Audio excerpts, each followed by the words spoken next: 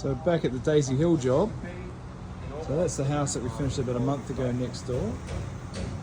This one has only just started. So we got the roof on. And it looks like most of the cladding is being completed on this one now too. So we've used a structural cavity batten on this so that it doesn't have to join over the studs. There's the corner moulds there.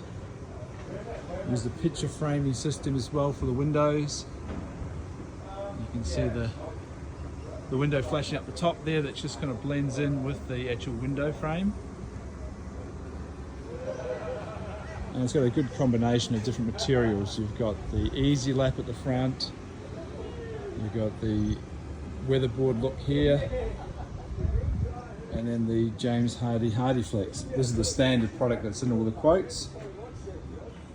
This actually looks quite good, and use a cover batten over the top of the joins.